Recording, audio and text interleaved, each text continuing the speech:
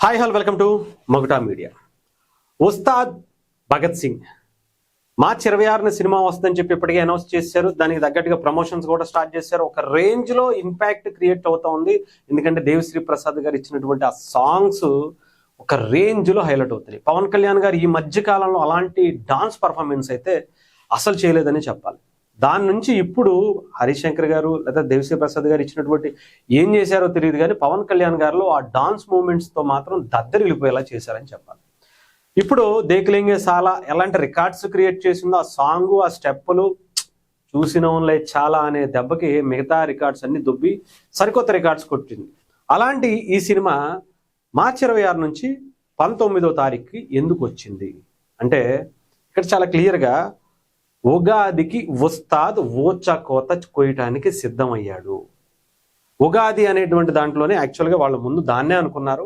కాకపోతే ఉగాది రోజున అంటే ఏదైతే 19వ తారీఖు పెద్ద పెద్ద సినిమాలు ఉన్నాయి. పాన్ ఇండియా లెవెల్లో దురంధర్ అనే సినిమా ఫస్ట్ పార్ట్ రిలీజ్ అయ్యి ఎంత మ్యాసివ్ హిట్ కొట్టిందో మనందరికీ తెలుసు. దాదాపు 1500 కోట్లు ఒక సింగిల్ లాంగ్వేజ్లోనే కొట్టేసింది. ఓటీటీలో రిలీజ్ అయినా కూడా ఆ రికార్డులు థియేటర్లకు వెళ్ళి జనాలు చూసేటువంటి విధానం కూడా చాలా ఎక్కువైంది. బట్ అలాంటి దాని నుంచి సీక్వెల్గా పార్ట్ 2 వస్తుంది. దాన్ని ఎలా ఉండబోతుంది అనేది క్యూరియాసిటీతో 19వ తారీఖు వాళ్ళు కూడా దిగాలనేటువంటి ప్లాన్ చేసుకున్నారు. ఆ తర్వాత కేజీఎఫ్ తర్వాత యష్ హీరోగా ఇంకొక సినిమాని తీసుకొస్తున్నారు. అది కూడా 19వ తారీఖు అనుకున్నారు. ఇలా 2 పాన్ ఇండియా సినిమాల మధ్యలో మన సినిమా ఎందుకులే అని చెప్పి మార్చి 26కి వెళ్ళారు. ఉగాది తర్వాత వెళ్ళారు. బట్ రీసెంట్గా వస్తున్నటువంటి అప్డేట్ ఏంటంటే ఇటు యష్ సినిమా కావచ్చు, అటు దురంధర్ 2 కావచ్చు, రెండూ కూడా పోస్ట్ పోన్ అయిపోయాయి. ఆ వీకెండ్ మ్యాసివ్ ఇంపాక్ట్ చూపించేటువంటి ఆ వీకెండ్ ఖాళీ అయింది. ఇక్కడ చాలామంది అభిమానులు, పవన్ కళ్యాణ్ గారి అభిమానులు, అలాగే థియేటర్ యాజమాన్యాలు కావచ్చు, డిస్ట్రిబ్యూటర్లు, ఎగ్జిబ్యూటర్లు అందరూ కూడా వరుస పెట్టి ట్వీట్లు, మెసేజ్లు, ఫోన్ కాల్స్ చిత్ర యూనిట్కి ఒక రేంజ్లో కురిపించారట. వెంటనే ఆ డేట్న అంటే 19వ తారీఖుని సినిమాలు లేవు కాబట్టి మీరు దిగాల్సిందే, రావాల్సిందే. ఎందుకంటే పవన్ కళ్యాణ్ గారి సినిమా థియేటర్లో పడుతుందంటే అస్సలు ఆ ఫోబియా, ఆ ఆరా ఒక రేంజ్లో ఉంటుంది. అసలు థియేటర్ యజమాన్యాలకి పండగ పవన్ కళ్యాణ్ గారి సినిమా థియేటర్లో పడుతుందంటే ఒక పూనకాలు తెప్పించేటువంటి వాళ్ళకి పండగ వాతావరణం. నిజంగా ఏ హీరో అయినా సరే, చాలా మంది హీరోలు ఉంటారు, చాలా మంది హిట్స్ వస్తాయి, చాలా మంచి ఇంపాక్ట్ చూపిస్తారు. బట్ పవన్ కళ్యాణ్ గారి సినిమాకు ఉండేటువంటి ఆరా బేస్ వేరు. అందుకనే లాంగ్ వీకెండ్ కావటం, ₹4 ఎక్కువ సంపాదించుకోవచ్చని థియేటర్ యాజమాన్యాలు కూడా ముందు ఒక ప్రపోజల్ పెట్టారండి అని. కాకపోతే ఇక్కడ 26కి ప్లాన్ చేసుకున్నారు. ఇంకా కొంత బీజిఎం అంటే బ్యాక్గ్రౌండ్ స్కోర్ కొంత పెండింగ్ ఉంది, కొంత డబ్బింగ్ పార్ట్ కూడా పెండింగ్ ఉందని కూడా చెప్తున్నారు.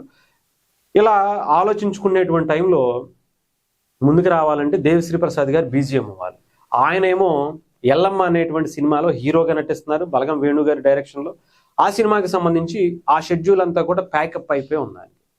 రమ్మంటే అక్కడ కొన్ని కోట్ల రూపాయలు నష్టం వస్తుంది. కాదనలేరు, రాలేరు. ఆయన హీరోగా నటిస్తున్నటువంటి మొట్టమొదటి సినిమా, అది కూడా బలగం తర్వాత బలగం వేణు గారి డైరెక్షన్లో వస్తున్నటువంటి ఎల్లమ్మ అనేటువంటి సినిమాలో చాలా ఈ హీరో ఆ హీరో అన్న తర్వాత లాస్ట్కి దేవిశ్రీ ప్రసాద్ గారి దగ్గరికి వచ్చి పడింది. ఆయన ఆల్రెడీ షూటింగ్ స్టార్ట్ చేశారు. ఆయన రావటం కుదరదు, వస్తే అక్కడ నష్టపోతారు.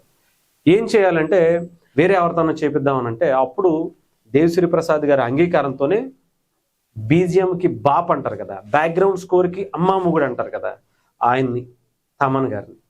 మనకు తెలుసుగా ఓజీతో ఎలాంటి అరాచకం థియేటర్లో ఆ బీజిఎం పడితే తగలబడిపోతున్నాయి రా బాబోయ్ అనుకునేటువంటి అలాంటి ఫోబియా క్రియేట్ చేసినటువంటి బీజిఎంకి బాపు తమన్ గారు ఎంట్రీ ఇచ్చారు. ఆయన యాక్సెప్ట్ చేశారట. దేవిశ్రీ ప్రసాద్ గారు ఇచ్చినటువంటి ఆ మ్యూజిక్తో డాన్సులు పర్ఫార్మెన్స్లే కాకుండా ఇప్పుడు పవన్ కళ్యాణ్ గారి కోసం ఈ బీజిఎంను కూడా సిద్ధం చేస్తున్నారు. తమన్ అన్న మామూలుగా ఉండదట. అలాగే హరిశంకర్ గారి మార్క్ డైలాగులు గుర్తుందిగా, చాలా బాగుంటాయి. అది కూడా అలా అంటే ఇలాంటి డైలాగ్స్ కాదు, ఇప్పటికే చాలా డైలాగ్స్ వచ్చినాయి. కొన్ని మాత్రం మనం చెప్పిన అంటే ఎప్పుడో గబ్బర్ సింగ్యే ఇప్పటికే వదలలా. మనం ట్రెండ్ ఫాలో అవును, ట్రెండ్ సెట్ చేస్తామను, ఇంకొకటను.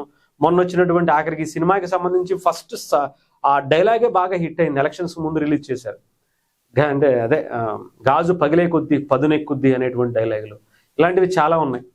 ఒక రేంజ్లో టన్నుల కొద్దీ అలాంటి డైలాగులు వర్షాలతో పాటు పవన్ కళ్యాణ్ గారి స్టెప్పులతో థియేటర్లో పూనకాలు తెప్పించేటువంటి బ్యాక్గ్రౌండ్ మ్యూజిక్తో తమను అసలు మామూలుగా దేవిశ్రీ ప్రసాద్ గారిని తట్టుకోవడమే కష్టం. ఆయనతో పాటు పవన్ కళ్యాణ్ గారి సినిమా అంటే ఇంకా కష్టం. హరీష్ శంకర్ గారి డైలాగులతో మామూలుగా ఉండదు, ఎందుకంటే అలాంటి హిట్ గబ్బర్ సింగ్ ఇచ్చారు కాబట్టి. దాని తర్వాత మళ్ళీ ఇప్పుడు ఓజీతో ఎలాంటి హిస్టరీ క్రియేట్ చేశారో బీజిఎంతో మనకు తెలుసు. తమన్ గారితో వీళ్ళ నలుగురు కలయికలో థియేటర్లో పడితే మాము ఊహించుకోవడం కూడా కష్టంగా ఉంటుంది. సో ఇంకా సిద్ధమైపోవాలి 19వ తారీఖుకి. వారం ముందుగానే అసలు ముందు అంటే ఎవరైనా పోస్ట్ పోన్ అంటారు కానీ ప్రీపోన్ అంటారు కదా, అది ఈసారి ఉస్తాదు చూపించబోతున్నారని అనుకోవచ్చు.